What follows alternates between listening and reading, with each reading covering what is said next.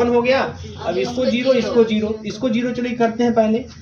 तो क्या करते हैं बताओ, R3 तो R3 ही लिखेंगे, है ना, क्योंकि यहाँ माइनस है तो प्लस कर दीजिए। इसमें कितने से गुणा करेंगे, 11 से, 11 R2, है ना। चलो R1 को उज्जव करते हो, R2 को लिख दिए 0, 1, -3, R3 को लिख रहे हैं 0 ही होगा। 11 से गुणा करेंगे, जोड़ेंगे 0, 11 से गुणा कीजिए, 11 से यहाँ 33, माइनस का 33 और माइनस का 9, माइनस का 42। बोलो जी, यस सर ना। फिर उसके बाद इसको 0 करना है, इस वाले को, है ना। तो C3 को लिखिए, C3 प्लस का 3C2, पहले देखो 1, 1, 1, फिर 2, 2 वाला चलेगा मैटर। तो 1, 0, 0, 0, 1, 0 और यहाँ 0, है ना, ये 0 और ये माइनस का 42। अब यहाँ 1 करना है, क्या कर दें, चाहे R2 में -42 से डिवाइड कर दीजिए, चाहे C3 में -42 से, कोई दिक्कत नहीं है। तो चलो मान लीजिए मैंने R2 को लिख दिया, R3 माइनस R3/42, है ना। यह 1, 0, 0, 0, 1, 0 और 0, 0 और 1। तो 3 क्रॉस 3 का आइडेंटिटी मैट्रिक्स, इसलिए इस मैट्रिक्स का रैंक कितना आ गया, 3। उससे भी 3 आया था, इससे भी 3 आया है, आएगा, है ना। समझ में आ रहा है ना। क्योंकि मैं इसलिए आपसे ही पूछ रहा हूँ क्या क्या कर सकते हैं, आप ही बताइए, मैं नहीं कुछ कर रहा हूँ। अगर मैं करता तो आपको कंफ्यूजन हो जाएगी, सर अपने कहाँ से कर रहे हैं। बता रहा हूँ क्या करना है, आप बताइए कहाँ से क्या क्या कर सकते हैं, तो खुद आराम से, कोई दिक्कत नहीं है। तीसरा मेथड जो है रैंक निकालने का, वो इक्वल फॉर्म, मैट्रिक्स को इस फॉर्म में कन्वर्ट करना। इस फॉर्म में कैसे कन्वर्ट करते हैं, इस फॉर्म से मैट्रिक्स का रैंक बताने के लिए गिवन मैट्रिक्स को या तो आप अपर ट्रायंगुलर मैट्रिक्स में कन्वर्ट कर देना चाहिए आपको, या तो लोअर ट्रायंगुलर मैट्रिक्स में। ये याद रखिएगा, यहाँ पे इक्वल फॉर्म द्वारा किसी मैट्रिक्स का रैंक बताने के लिए हम लोगों को मैट्रिक्स को, है ना, अपर ट्रायंगुलर मैट्रिक्स या लोअर ट्रायंगुलर मैट्रिक्स में कन्वर्ट करना होता है। तो किसी एक को लेके चलते हैं, तो हम लोग क्या करेंगे, जितना भी मैट्रिक्स रहेगा उसे हम अपर ट्रायंगुलर मैट्रिक्स में क्या करेंगे, कन्वर्ट करेंगे। बात समझ में आई ना, अपर ट्रायंगुलर मैट्रिक्स में कन्वर्ट करेंगे। क्लियर है सबको, ठीक। तो अपर ट्रायंगुलर मैट्रिक्स का कहानी क्या होता है भैया, अपर ट्रायंगुलर मैट्रिक्स की कहानी यह होती है कि आपको डायगोनल के नीचे के एलिमेंटों को 0 करना है, आपको डायगोनल के नीचे के एलिमेंटों को 0 करना है, ठीक है ना। मतलब आपको इन 3 एलिमेंटों को 0 करना है। लेकिन इसकी एक खासियत और है कि इसको 0 करने के लिए हम केवल और केवल एक ही ऑपरेशन का यूज करेंगे, है ना। या तो रो ऑपरेशन लगाएंगे या तो कॉलम ऑपरेशन, एक ही ऑपरेशन का यूज करना है, या तो रो ऑपरेशन या तो कॉलम ऑपरेशन। बात समझ में आ रही है। तो ये चीज यहाँ पर भी आप 1 कर सकते हैं अपनी सुविधा के लिए, नहीं करेंगे तो कोई फांसी नहीं चढ़ जाएंगे आप, लेकिन अपनी सुविधा के लिए यहाँ 1 कर लेंगे तो आपको इनको 0 करने में आसानी होगी। बात समझ में आ रही है ना। ये मेन होता है। उससे ये भी होता है कि अगर कोई भी रो इसमें जो चालू होता है ना, उस रो का पहला एलिमेंट 1 होना चाहिए। लोग ये भी बोलते हैं, कुछ किताबों में ये भी लिखा गया है कि जब हम इक्वल फॉर्म से मैट्रिक्स का रैंक निकालते हैं, जब उसे अपर ट्रायंगुलर मैट्रिक्स में कन्वर्ट करते हैं, उसका कोई भी रो जो स्टार्ट होना, उसका पहला नॉन जीरो एलिमेंट 1 होना चाहिए। बात समझ में आ रही है। तो ये चीज़ें जरूरी नहीं कि आप करें ही ऐसा, आपको रैंक बता के निकलना है यहाँ पे खासकर। तो यहाँ बहुत विशेष फोकस नहीं करना है, बस रैंक निकल जाना चाहिए आसानी से। फिर भी नियमता आप यहाँ 1 कर लें तो आपके लिए सुविधाजनक होगा। लेकिन मेन काम क्या करना है, मेन काम खाली इन तीनों को 0 करना है, और एक ही ऑपरेशन के तहत। तो चूंकि हम अपर ट्रायंगुलर मैट्रिक्स का यूज कर रहे हैं, तो आप रो ऑपरेशन के तहत ही इसको 0 करने की कोशिश करिएगा, ओनली रो ऑपरेशन अप्लाई करिएगा। बेटा मैं क्या कर दूं मालूम है, मैं अगर R1 R3 को इंटरचेंज कर दूं, चलो उसको 1 भी कर लेंगे, है ना। R1 R3 को इंटरचेंज कर लें तो क्या हो जाएगा यहाँ पे, तो पहले R3 को लिख लीजिए 1 4 5, है ना। फिर उसके बाद क्या हो जाएगा यहाँ पे 2 4 0 और फिर 2 3 1। ये हो गया, इंटरचेंज कर लिया आप लोगों ने। अब क्या करना है आपको यहाँ इसको 0 इसको 0 इसको 0 करना है। तो पहले इनको 0 करते हैं, क्लियर है ना।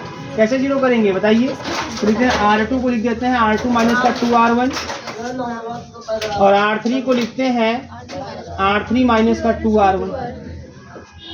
हो जाएंगे दोनों 0। तो पहले पहला रो लिख दीजिए 1 4 5।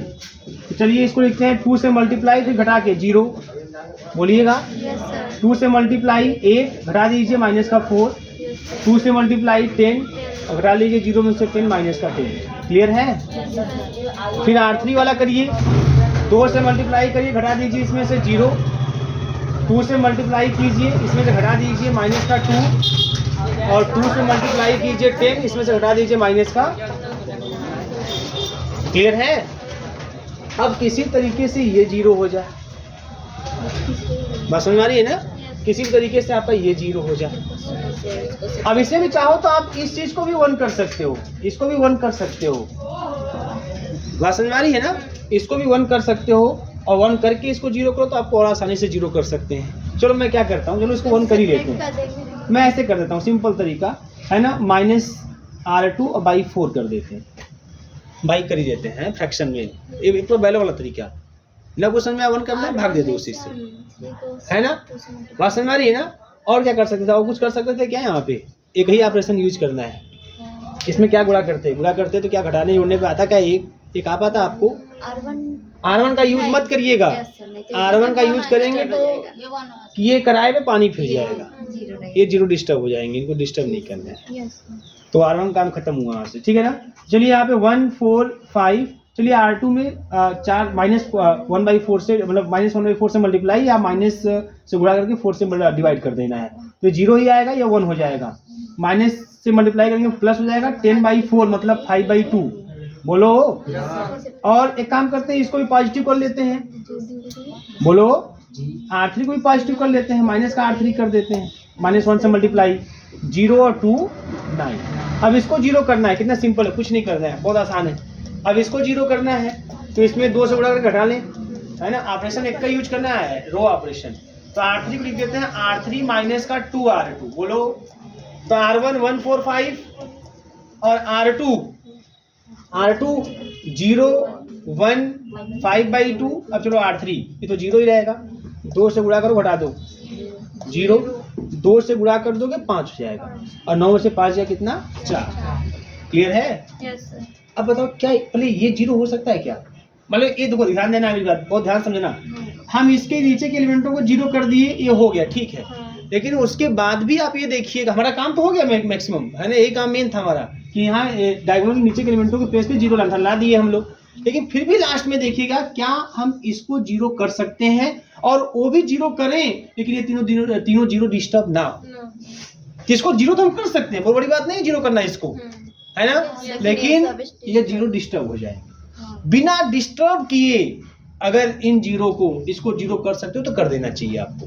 बात समझ में आ रही है ना? तो यहाँ पे नहीं हो पाएगा, ये 0 तो कर सकते हैं बट ये 0 डिस्टर्ब हो जाएंगे, बिना डिस्टर्ब किए करना है तो नहीं हो पाएगा ना?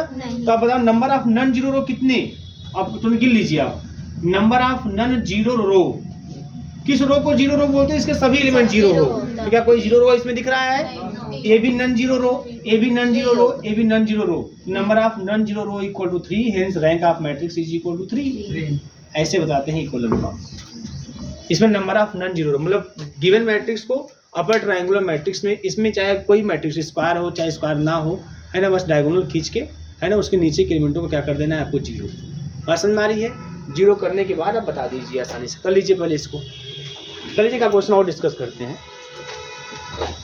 देखिए, चाहे आप डिटर्मिनेंट से निकालें, चाहे आप नॉर्मल फॉर्म से निकालें, चाहे इक्विलिब्रियम फॉर्म से निकालें, है ना, आपको रैंक सेम मिलेगा, रैंक एक ही आएगा, यानी कि चेंज कर जाएगा। 3 क्लास 4 वाला बताओ। 1 3 4 3।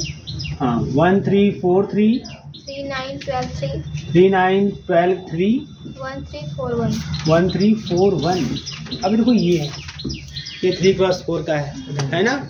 क्या करना है पता है आपको? डायगोनल देखो ऐसे ही चलना है, ऐसे ही चलना है बस, जहाँ बस कोई दिक्कत नहीं, ऐसे चले जाइए आप, छूट गया छोड़ दीजिए, कोई दिक्कत नहीं। आपको इन्हीं 3 जगहों पे 0 करना है, ठीक है ना? किस्मत से यहाँ ऑलरेडी 1 दिया है, बनाया है एकदम, खाली खाना है आपको, है ना? यहाँ 1 दिया है, ठीक है, नहीं तो बना देते हैं। क्लियर है? चलो R2 को क्या लिखिए बताइए? R2 माइनस का 3R1 बताओ जल्दी से। R3 को क्या लिखे? R3 माइनस का R1। बोलिए भैया, बोल नहीं पा रहे हैं आप लोग? अब 4 3। अब R2 को लिखते हैं R1 में 3 से मल्टीप्लाई घटा के 0 0 0, बोलो। और यहाँ गुणा मल्टीप्लाई करें 3 से 9 माइनस का 6, बोलो। ऐसे डायरेक्ट घटाना है 0 0 0 माइनस का 2। ये देखिए किस्मत, है ना? इसके नीचे के तीनों एलिमेंट 0 हो गए। मैंने क्या बोला था कि जब 0 हो जाए तब भी देखना चाहिए लास्ट का जो एलिमेंट है ना, वो अगर जीरो हो रहा है तो उसको कर दीजिए, लेकिन और जीरो डिस्टर्ब ना हो। और जो मतलब कौन से जीरो, ये तीनों, ये नहीं कि सबको जगह ध्यान में देख रहे, नहीं, यही तीनों, हमारा फोकस इन्हीं तीनों पे रहेगा। तो हो जाएगा ना आसानी से हो जाएगा, ठीक है ना। कैसे बताओ, बताओ जी। R3 को लिखिए, R3 में 3 से मल्टीप्लाई करके और उसमें क्या माइनस का R2 कर दीजिए, है ना। तो 1 3 4 3 और ये 0 0 और एक काम और भी कर लेते, चलो कोई बात नहीं, 0 माइनस का 6, है ना। अब यहाँ 0 0 0 और यहाँ 3 से मल्टीप्लाई माइनस का 6 घटा देंगे 0, बात समझ आ रही ना। और अगले वाले स्टेप में एक काम और कर लीजिएगा कि आप R2 में, है ना, माइनस से मल्टीप्लाई करके 6 से डिवाइड कर लीजिएगा। इससे क्या होगा, 1 3 4 3 0 0 0 1 और 0 0 0 0। क्लियर है ना। तो क्योंकि एक बातें भी कही जाती है ना कि रो जो स्टार्ट हो 1 से ही स्टार्ट हो, ये भी ध्यान रखना है। इसलिए मैं यहाँ पे 1, अब यहाँ जब स्टार्ट हुआ तो पहला नन जीरो आपका एलिमेंट 1 ही होना चाहिए, तभी कोई दिक्कत नहीं थी। यहाँ पे 6 रहता, कोई दिक्कत नहीं है। हमको रैंक तब पता चल जाएगा, तो पता चल जाएगा रैंक कितना हो जाएगा इसका। हाँ, नंबर ऑफ नन जीरो रो 2 आ गए, क्योंकि पहला नन जीरो है, दूसरा नन जीरो, तो 0 रो हो गया ना। नंबर ऑफ नन जीरो रो, और वैसे भी निकाला था कितना है, 2 ही तो आया था। तो rank of matrix is equal to 2। Clear है, ललकारे नहीं बेटा, एकदम नोट करके। 2 matrices are said to be equivalent. 2 matrices is said to be equivalent. 2 matrices is said to be equivalent. Is said to be equivalent if they are same order. They are of same order. If they are of same order. हो गया। and also their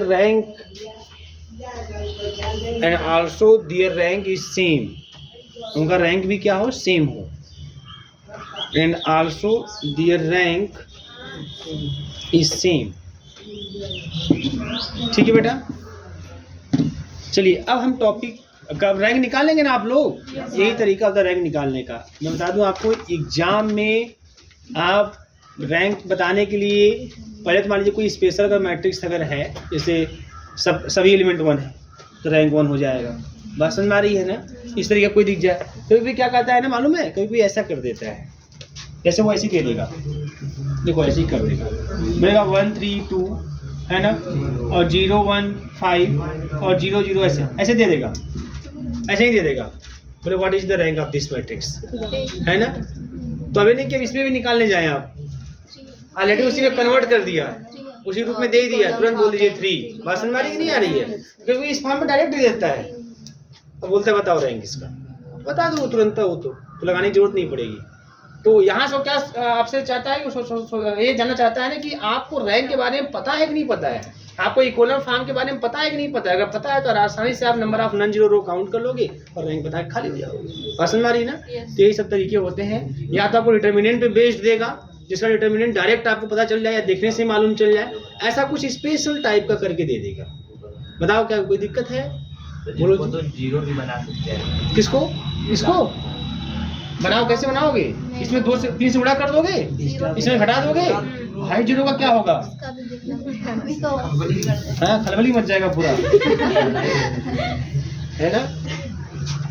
चलिए heading करिए, homogeneous and non homogeneous linear equations. Homogeneous and non homogeneous linear equations. homogeneous and non-homogeneous linear equations।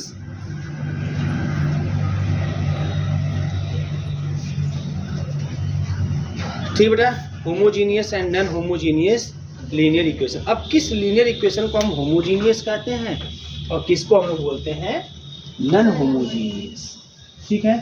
मतलब जो मैं बता दूं आप लोगों को, मैट्रिक्स की सहायता से भी आप लीनियर इक्वेशन को सॉल्व कर सकते हैं। कोई लीनियर इक्वेशन अगर आपको दिया जाए और उससे आपको उस लीनियर इक्वेशन को सॉल्व करने से 2x + 3y = 5, फिर 3x + 4y = 9 और x y का मान अगर आपको निकालना है तो आप मैट्रिक्स की हेल्प से भी सॉल्व कर सकते हैं। वही इस टॉपिक में पढ़ना है हम लोगों को। तो सबसे पहले हम जानते हैं कि भाई होमोजीनियस लीनियर इक्वेशन क्या होता है और नॉन होमोजीनियस लीनियर इक्वेशन क्या होता है। तो चलिए पहले हम कुछ लीनियर इक्वेशन लिखते हैं, है ना। तो मान लीजिए लेट अस कंसीडर, ध्यान से समझिएगा ये बात, अ लीनियर इक्वेशन कैसे मान लेते हैं, a11x1 + a12x2 + a13x3 और plus dot dot dot plus का a1n xn = b1। ये पहला लीनियर इक्वेशन है। दूसरा linear equation a21x1 + a22x2 + a23x3 plus dot dot dot plus a2n xn b2। तीसरा लीनियर इक्वेशन है a31x1 a32x2 + a33x3 और plus का डॉट डॉट डॉट प्लस का a3n xn = b3। ऐसे ही कंटिन्यू कर जाएं। मान लीजिए हमारे पास m लीनियर इक्वेशन हो, कितने हो, m लीनियर इक्वेशन, तो am1x1 + am2x2 + am3x3 और plus dot dot dot plus का amn xn